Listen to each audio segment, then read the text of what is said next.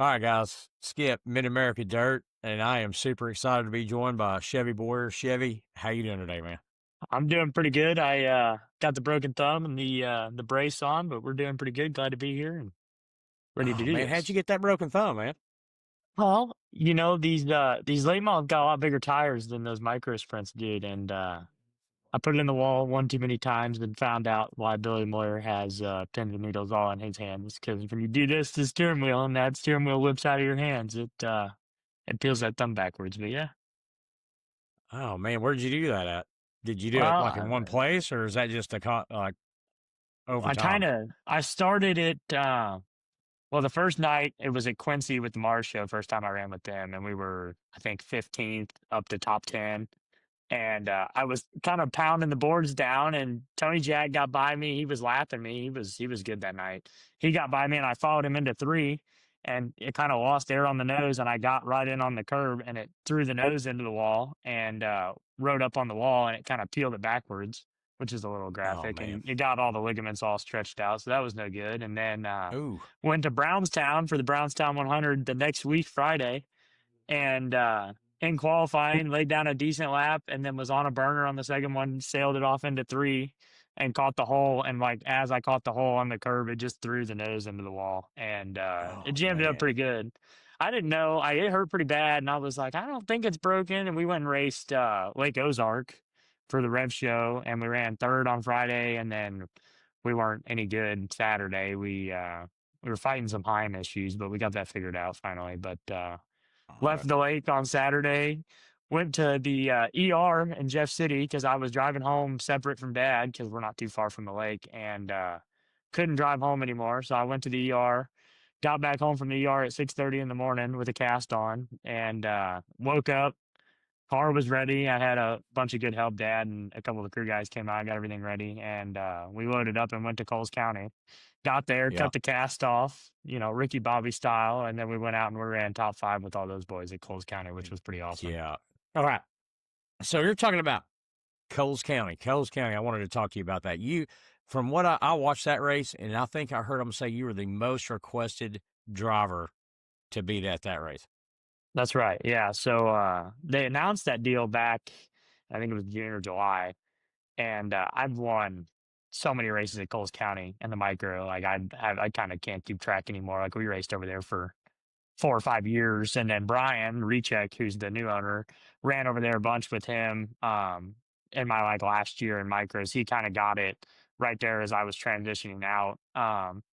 And so he opened that deal up, and I'm like, I knew that I had to go there because I've ran micro sprints around that place so much and won so many races. I'm like, I just got to at this late model. And when that came out, that was like the second week that I was in late models. So I've only been going since July. So he was Of this kind of year? hesitant. Yeah, of this year. Yeah. Okay. Yeah. Yeah. So, he was kind of hesitant. And I had talked to him and went up there and crew chief for a, guy that bought one of my old micros, and he ran second that night. And I talked to him after the races, and he's like, yeah, I don't know if I invite you, I got to invite a bunch of other people. So I'm like, well, I don't know if I'm going to get the personal invite. And it came down, they had a fan vote. And luckily I had enough people out there and, good enough fans that they all went out and voted for me. And we won the fan vote. So we were kind of like Mannix Furquan getting into the dome this week. We were the last guy to get in, but, we put on a show. How excited are you about getting into the dome, man? I'm We're not in yet. I really hope that I can get a hold of Cody and kind of figure something out. Like, Okay. I know Kylan just got accepted really late, so I think there's still an opportunity on the table. Especially with that good run we had at Coles County. I want to go to the Dome so bad because we were so good at Coles County, and You I just were. know like that style racetrack is just everything I like out of a late model. Like I'm not a big half mile steer it in kind of guy. I want to use my feet and just get that thing muscle around there. Yeah, man. I mean, I watched you in that race. That was a pretty good competition in that race too, man. I mean that was and it looks like it's pretty close to dome size from what I It's remember about the dome. Yeah, well, I've been to both in person, and I can say that it's definitely smaller than the dome and definitely a lot narrower. So we weren't hard charger because Gordy started in the back, but we charged from, I believe at one point we were 13th to 5th. So to like Yeah. be able to have a car to pass cars on that racetrack was a lot of it. It kind of sucked. We bent a left rear hind in the holes like right there on that last restart. I kind of went to the top and was selling out to get by Chris Ferguson and bent a hind, and then like they had that last yellow, and I went from like passing Chris to just full protect mode, which kind of was like, man, we were really good, and then we were really bad, but I still know that we were really good that race, and we ended up finding that out next week at the lake. Yeah. Yeah, you were talking about Colin earlier. The first time I saw you was at Monette. Okay, and I bet you know what I'm fixing to I talk I about. know what we're getting ready to talk Something about.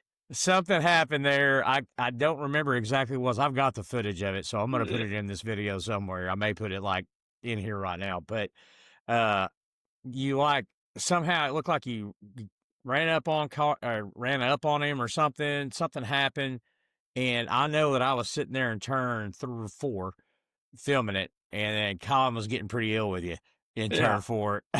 I noticed, but he told me later that your steering wheel came off. Yeah, so it was funny because that was the ULRA night over there, so we were on Yeah, hard tires, and I actually spun out in hot laps, which was a low moment. Like I was going down the backstretch and got on the brakes, and it locked up, and then it wouldn't refire in the slime, and so I was like, man, I spun out twice under yellow, but I was pitted right next to Kylan, and I had never really talked to him. Like Tyler was friends with him, and I was just getting ready. Like I was just starting to talk to him, become friends with him that night. And I yeah, go out, and they did qualifying straight into our heat races, and we were first heat. And I was in the car, and they were letting it down. I rolled out super late, like put my steering wheel on, and then rolled out, and then like stopped on the in the pits to get my wheels aligned right, and just kind of slid it back on and tore off out there. And I'm like, man, my steering wheel doesn't feel close enough. Well, I was beside Kylan at this point, and so I just not even thinking went for a little, tap back, and it went, phew, and I was just holding it. And then, of course, like the instinct is to get on the brake, and then I was into Kylan, and then we were in the infield under yellow. It was so bad. He was mad too. yeah. He was flipping me off. I'm like, oh my goodness. But now we're pretty good Yeah, buddies now. It's always got to start with something. yeah, yeah. I mean, he's a super good guy, for Oh, real. he's But great. I was sitting over there in turn 4, and I'm like, oh god, yeah, Colin's pissed. Yeah, uh, that was a night I could leave behind, honestly. We were pretty good in the feature. Like I think we were up to third on the top, and just those yeah, hard you're tires fast. I used to. Yeah, we were really good and got into 1 and 2 just a little hot and threw it over the banking and caught the big white tractor tires, and then just like once you get to the back of Monette, it's hard to make up ground, especially on those tires. Like, that was only my ninth or 10th ever start, so I was still kind of learning at that point, which I'm still learning. I learn something new every weekend. So you just got into a super late model job. So tell me your story. Do you come from a racing family? Yeah, so my mom raced. She was big into drag cars, and then her dad raced mud bogging trucks, that was way down in Georgia. He actually used to own Golden Isles mud bogging track, which I believe turned into Golden Isles Speedway now, or they were conjoined at one point. Okay. And then dad's dad raced drag cars, had cool cars, muscle cars. He was a big Trans Am guy. And then dad raced sprint cars for, oh, I want to say, well, he raced way back in the day. He raced late models, modifieds, bombers, street stocks. He raced everything. And then he finally got in sprint cars around, I want to say, early 2000. Went down to Volusia, made the show, and then ended up at Knoxville in 2004. And then if you ever search up Curtis Boyer, you'll see his bad wreck that he had at Knoxville. He flipped 17 times down the backstretch and Oh man. got hit head on. He landed on the middle of the backstretch like this, cage towards the racing line, and came right through the top of his roll cage. Died 3 times, had to resuscitate him. He was in a coma 17 days. It was not good. Golly. He met with the good Lord, which is it's a really neat story. So yeah, I know you might drop the link or you might edit it out. CurtisBoyer.com. You can go there and you can watch the testimony. The whole testimony is on there and kind of goes through how it happened and how he met with the good Lord and what the good Lord said to him and all that good stuff. Golly, man. Yeah, I know. I talked to some. I went to Knoxville to watch the late model nationals there Hmm. last fall, and I talked to some like the fire guys. I was just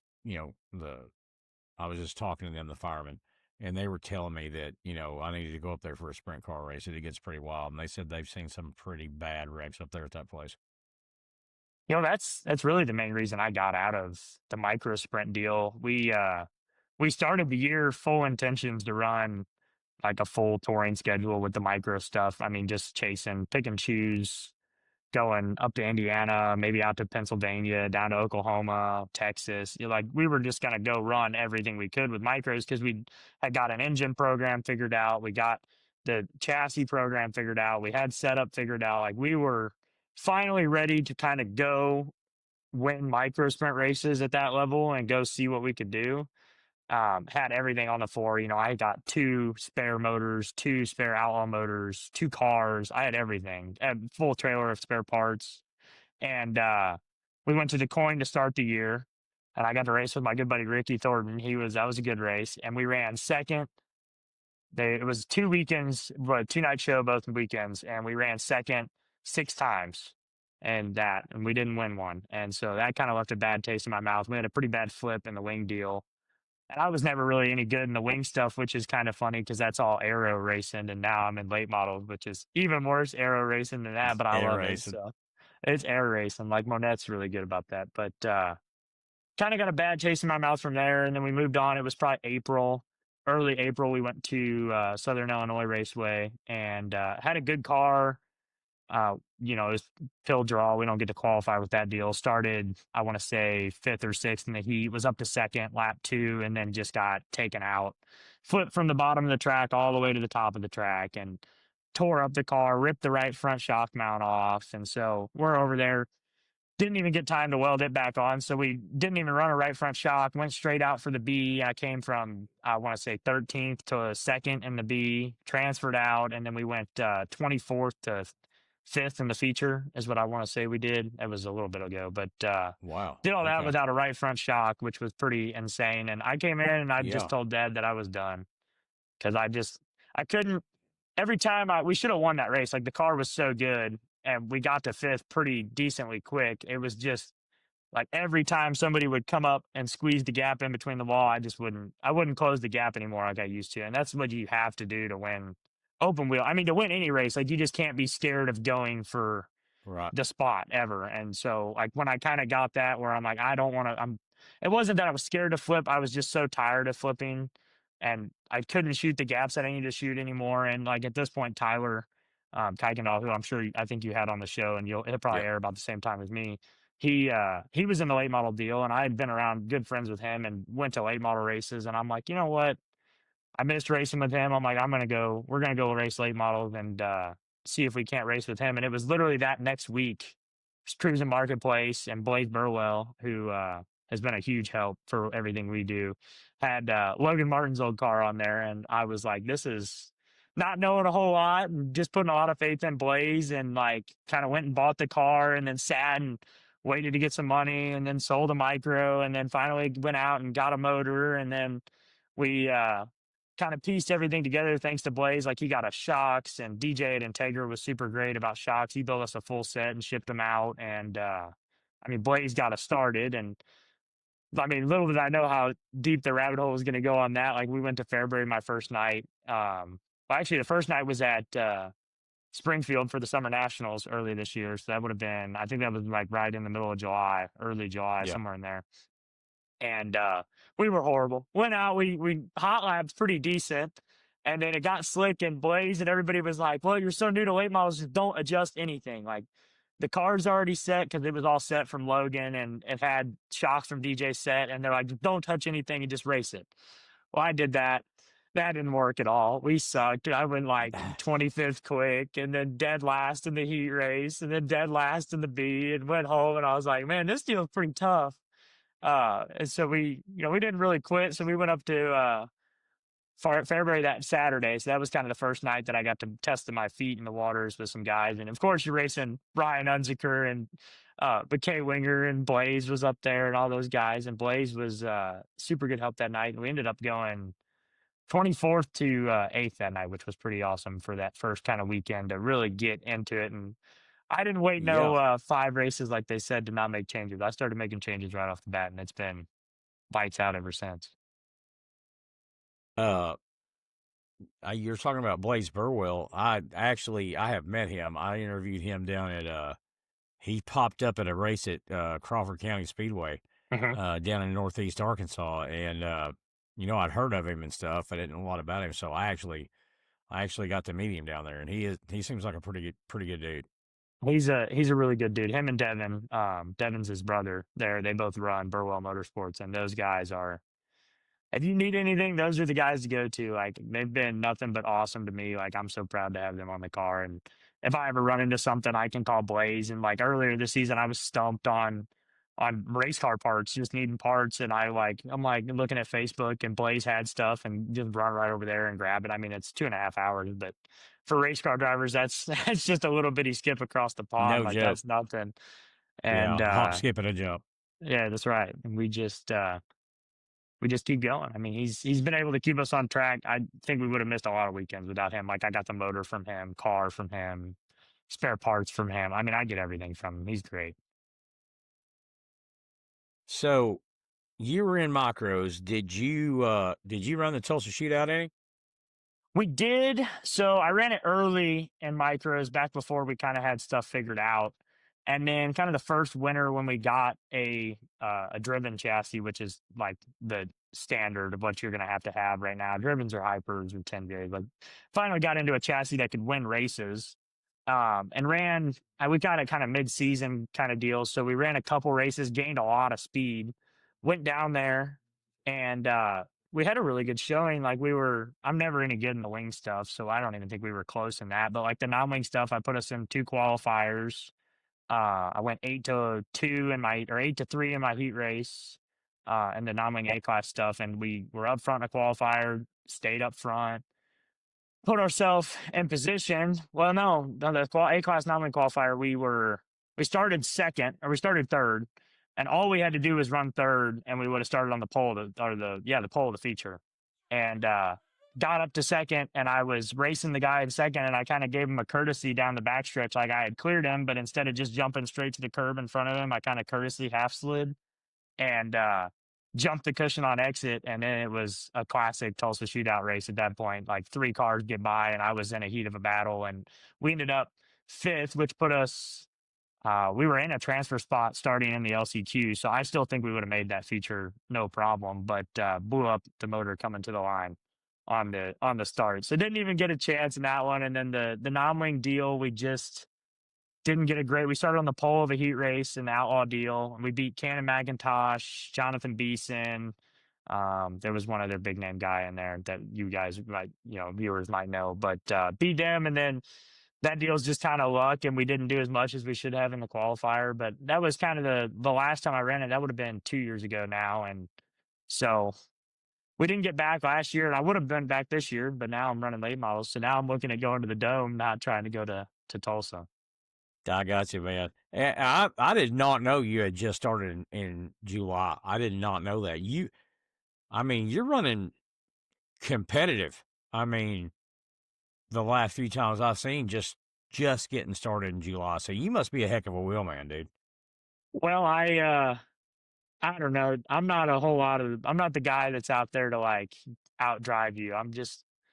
I try to get my stuff. I'm really good about getting my stuff really good. And these reward that so much more than sprint cars ever did. Like, sprint cars, the deal with that was if you could be the hardest driver, like you look at guys like Corey Day or Ryan Timms, like guys like that can really get up on the wheel. And I've raced those Yeah. guys, and I know what they're capable of. And they can almost drive a car. I'm not saying setup doesn't matter, but they can drive a car and win based off of just driver talent and being able to like kind of throw your nuts over the shoulder and get after it. Whereas you look at the late model deal, it's all setup. Like, the guys that are winning races, they they're half the physical shape of the sprint car guys. Like, you look at the guys and the age, like the longevity in late models is so much longer than Yeah. sprint cars. And it just comes down to how much they're setup based. Like, the setup is everything. And so like a good car, there's not a whole lot of driving to it. But the hard part about driving it is knowing what you're feeling and understanding the stuff well enough to make those adjustments and go the right amount. And that's what we've been so good at. And I've had a lot of help to do that too. And like, just being good at that's what's gave us, I think, a good competitive chance. And I mean, you got to know what you're doing behind the wheel, but I've been doing this for, I've been racing since I was 3.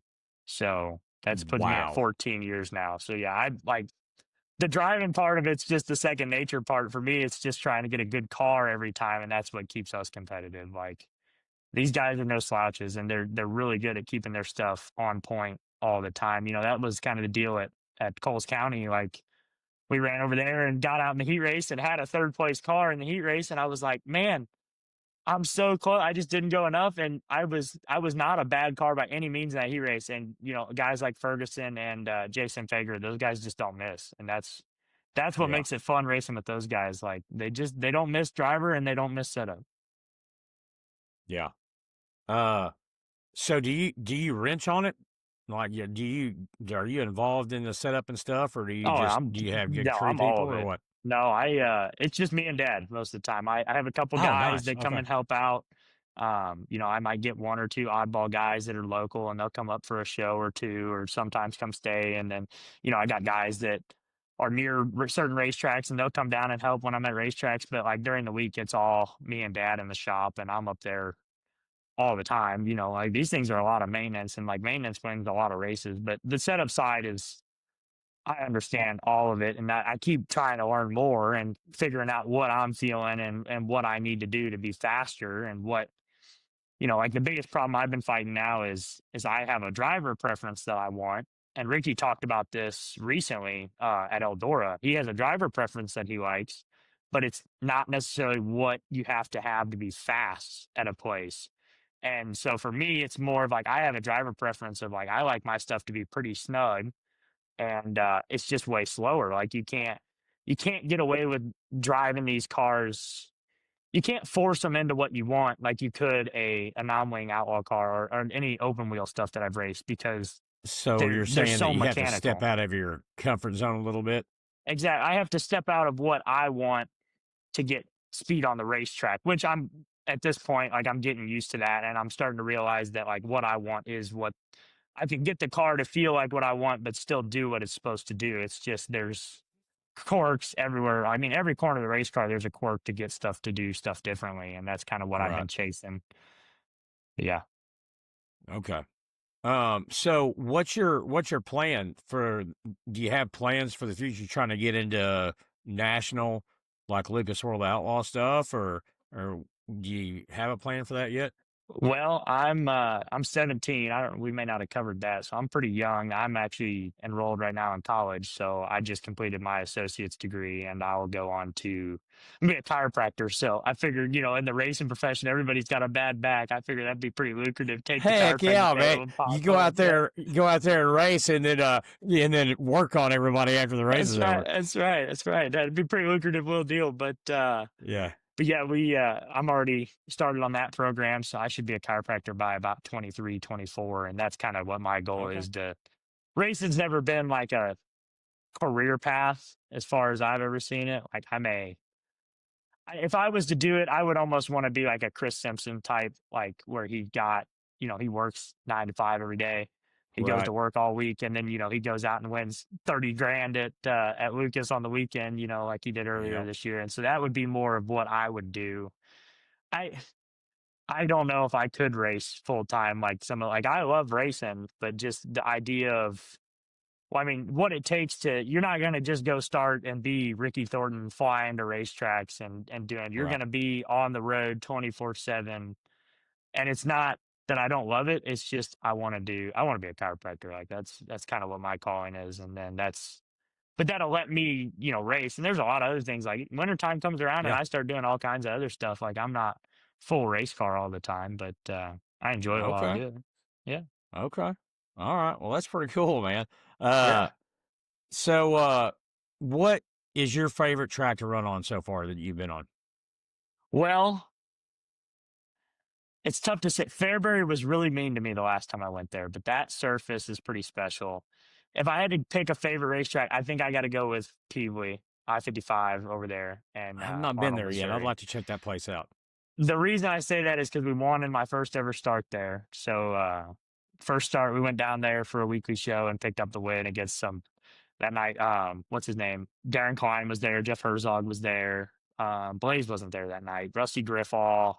I mean, it was a pretty tough night. That was only my seventh ever start. We actually picked up a win in a late model, which was pretty rad. And to do it there, it's just kind of special. And like we went back and had a really good run for their Pepsi Nationals, and kind of gonna suck to miss it. We're gonna be at the revival race in Texas, so I don't get to run the fall frost over there. But that place, it's pretty special to me right now, just because that first win came there, and I really do like that place. And coming from iRacing, like I play quite a bit of that. I kind of feel at home around a place like that. I've ran quite a few laps in there. I got you. I got you. I don't do iRacing. I do the World Outlaws 24 on Nintendo that the kids got. So, or not Yeah, yeah, Nintendo, Xbox.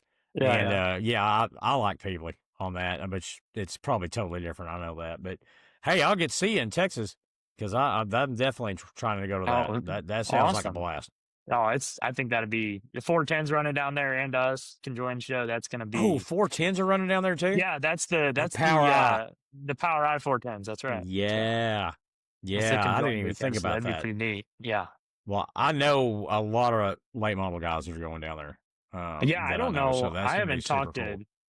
I mean, I know the Rev guys and the Points deal are going down there, but I'm hoping that Yeah. we get kind of a bigger turnout than that. Even being late in the year, I don't see why we wouldn't get a bigger turnout. But Yeah. should be pretty fun. Yeah. Well, man, hey, listen, I've had you on here quite a while. It was super good talking to you, and I'm glad to finally meet you, and hopefully I'll see you around, at a track before. I don't know if I will before Texas, but um, if not, I'll see you at Texas. Are you going to Turkey Bowl? I Shoot for am you not down going there. to That'd be Turkey a Bowl. pretty No, special one. I know I've got to pick and choose. Like I got to go to the speaker this week, down Yeah, here at yeah, yeah, yeah. Tri-State, and then I think Arrowhead has a 410. The World Outlaws 410s are Mhm, coming mhm. next weekend, so I may try to go check that out because I've never seen 410 wing sprints live. Oh, well, that's gonna be a. I gotta say, I don't. It's been a long time since I've seen 410s in person, so I'm excited for Texas to kind of get back into the open wheel. I'm gonna Yeah, have so many friends down there, and like, I have more friends in the open wheel deal than I'm gonna have in no the joke. late model deal. You're gonna be like the most popular guy there because you got all the sprint guys and all the late model people. That's right. That's right. Heck Even a yeah, couple mod guys I know down there. It's always something. well, that is awesome. Do you have merch or anything right now? Well, I got micro sprint t-shirts, but nobody wants those. We're gonna work on something. We go to PRI, and I'm good friends with the guys over there at Arizona T-shirts. They always take care of me, so Yeah. we'll probably get something going with that, Okay. and that'd be pretty nice to do that. But yeah, I'm just trying to figure out the late models still. I haven't worried about merch. I've just been trying to get on track. We got it in April, and it took us till July to actually get out to a race. So I'm still kind of hungry to keep racing, and I'm trying to Get as fill you're 2 or 3. No, go ahead. get as you're running those late malls. Yeah, you might ought to think about getting some. Yeah, that's right. No joke, man. Chevy, thanks for coming on here. I really appreciate it.